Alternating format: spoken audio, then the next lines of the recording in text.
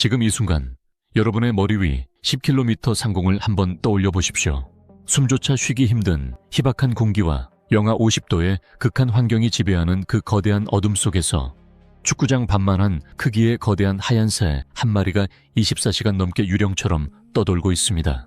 지상의 자동차 번호판 숫자를 선명하게 읽어내고 반경 100km 안에 모든 움직임을 실시간으로 포착하지만 지상에는 그 어떤 소리도 들리지 않습니다. 육안으로는 존재조차 알 수 없는 이 비행체. 하지만 이 기체가 훑고 지나가는 모든 정보는 실시간으로 대한민국 군 지휘부 모니터에 선명하게 박히고 있습니다. 이것은 영화 속 장면이 아닙니다. 바로 대한민국 안보의 최전선을 담당할 전략 무기 MUAV의 실제 모습입니다. 미국 입장에서는 상당히 당혹스러운 성적표일 겁니다. 자신들이 전 세계 무인기 시장을 독점하기 위해 핵심 기술을 꽁꽁 묶어놨던 그 정수를 한국이 끝내 독자 개발로 뚫어버렸으니까요. 일본 입장에서도 자존심이 상할 일입니다.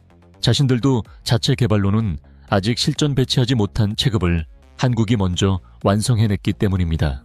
중국과 러시아 역시 한반도 너머까지 들여다볼 수 있는 눈이 하나 더 생겼다는 사실에 긴장감을 감추지 못하고 있습니다. 도대체 지난 20년간 대한민국 국방과학연구소와 방산업체 연구실에서는 무슨 일이 벌어졌던 걸까요? 총 사업비 9,800억 원, 개발 기간만 무려 20년. 그 사이 기체가 추락하고 미국이 핵심 기술 전수를 거부하며 사업 폐기 위기까지 몰렸던 이 치열한 사투의 기록.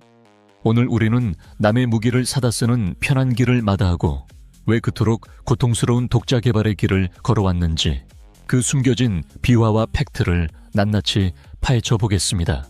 단순히 무기 하나를 만든 이야기가 아닙니다. 이것은 기술 주권을 향한 대한민국의 집념이 만들어낸 거대한 드라마입니다.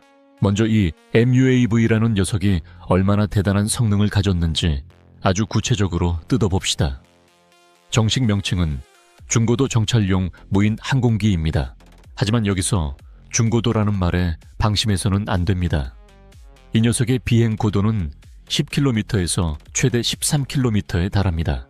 여러분이 해외 나갈 때 타는 대형 여객기가 보통 10km 상공을 비행하죠. 즉, 여객기와 비슷하거나 그보다 더 높은 하늘에서 지상을 내려다보고 있다는 뜻입니다. 지상에서는 아예 보이지도 않고 엔진 소리조차 들리지 않는 높이입니다. 크기부터 압도적입니다. 동체 길이는 13m, 날개폭은 무려 26m에 달합니다. 시내버스 2대를 가로로 이어붙인 것보다 더 깁니다. 아파트 10층 높이의 길이를 가진 날개가 하늘을 가르며 날고 있는 셈이죠. 무게는 최대 이륙 중량 기준으로 5.75톤입니다. 승용차 너댓 대를 합친 무게가 조용히 하늘을 날고 있는 건데 이 거구를 지탱하는 심장이 바로 국내에서 개발한 1200마력급 터보프롭 엔진입니다. 말 1200마리가 동시에 끄는 힘으로 24시간 동안 쉬지 않고 비행할 수 있습니다. 여러분, 사람이 타는 비행기라면 절대 불가능한 일입니다. 조종사의 피로도, 식사, 생리현상 때문에라도 24시간을 버틸 수 없죠. 하지만 무인기인 MUAV는 연료가 허락하는 한 하루 종일 한자리에 머물며 적의 동태를 감시할 수 있습니다. 여기서 한 가지 흥미로운 비교를 해보죠. 많은 분이 세계 최고의 무인기라고 하면 미국의 MQ-9 리퍼를 떠올리실 겁니다. 그런데 우리 MUAV와 리퍼를 비교해보면 놀라운 결과가 나옵니다. 리퍼의 엔진은 950마력입니다. 그런데 우리 건 1200마력입니다. 최대 이륙 중량도 리퍼는 4.7톤이지만 우리 MUAV는 5.7톤으로 무려 1톤이나 더 무겁습니다. 체급 자체가 우리에게 한 단계 위라는 소리입니다. 더 많은 연료와 더 정밀한 탐지 장비를 싣고 더 오래 버틸 수 있다는 뜻이죠. 한국형 리퍼라는 별명은 사실 MUAV에게는 매우 겸손한 표현인 셈입니다. 하지만 진짜 핵심은 이 녀석의 눈입니다.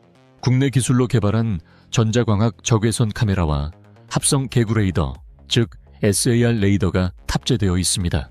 이게 어느 정도 수준이냐 하면 10km 상공에서 땅 위에 놓인 축구공을 식별할 수 있는 30cm급 해상도를 자랑합니다. 63빌딩 꼭대기에 약 40배에 해당하는 높이에서 지상의 물체를 선명하게 식별한다고 상상해 보십시오. 특히 SAR 레이더는 마법과도 같습니다.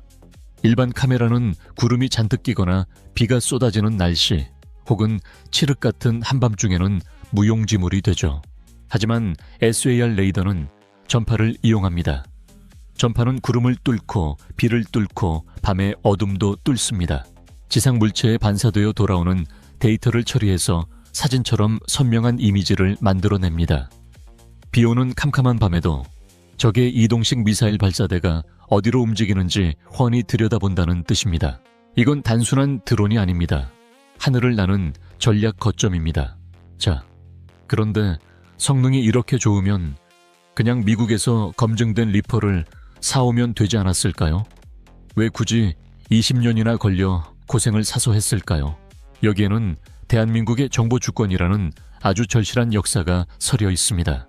시계를 2006년으로 돌려보겠습니다. 당시 우리 군은 북한의 움직임을 파악하기 위해 철저히 미국에 의존했습니다.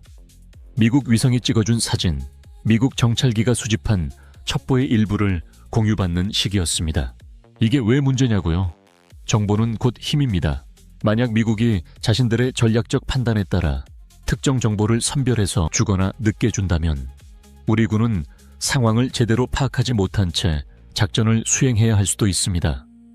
여러분이 중요한 결정을 내려야 하는데 그 판단 근거가 되는 정보를 이웃집에서 빌려와야 한다면 어떨까요? 그 집이 안 보여주면 아무것도 할 수 없습니다. 이게 바로 ISR 주권의 문제입니다. 특히 한반도는 주변국들의 이해관계가 복잡하게 얽힌 곳입니다.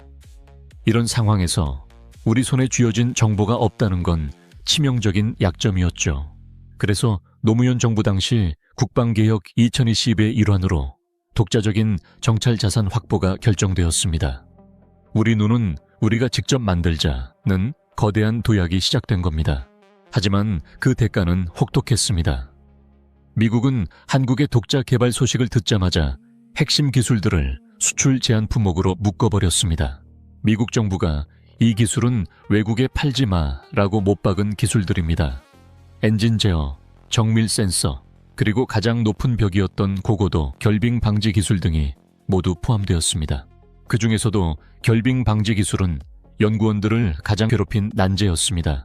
10km 이상의 고도는 기온이 영하 50도까지 떨어집니다. 이때 공기 중의 수분이 비행체 표면에 얼어붙어 얼음막을 형성하는데 이 얼음이 공기 흐름을 방해하고 무게를 늘려 날개의 양력을 무너뜨립니다.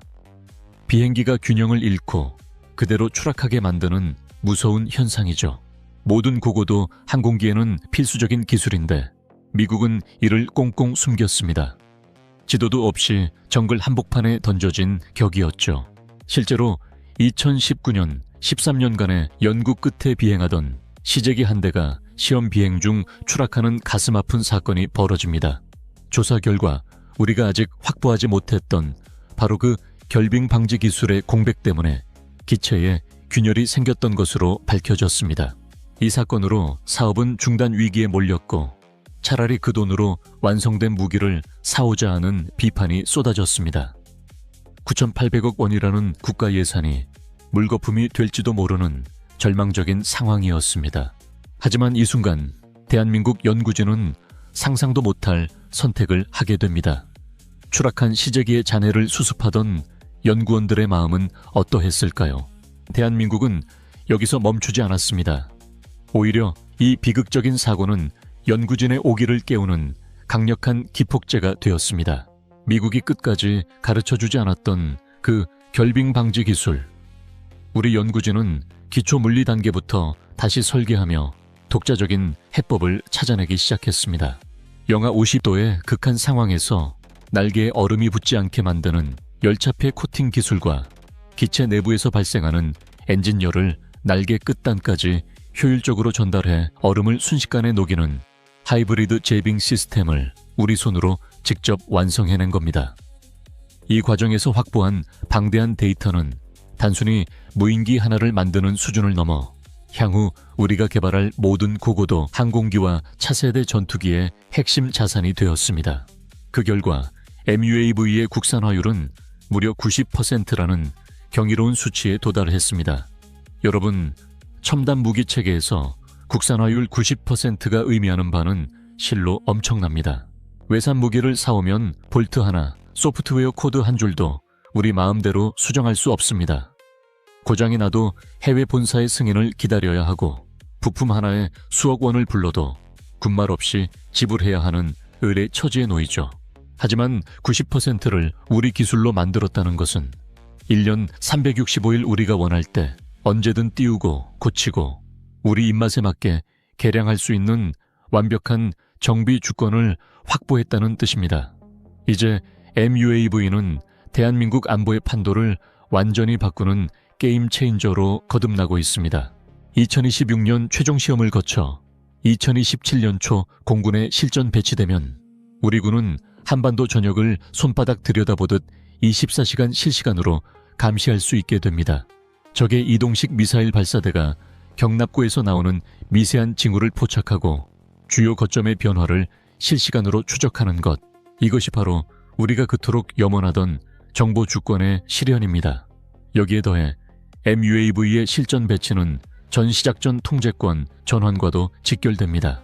전작권을 환수하기 위한 핵심 조건 중 하나가 바로 우리 군의 독자적인 감시 정찰 능력 확보이기 때문입니다.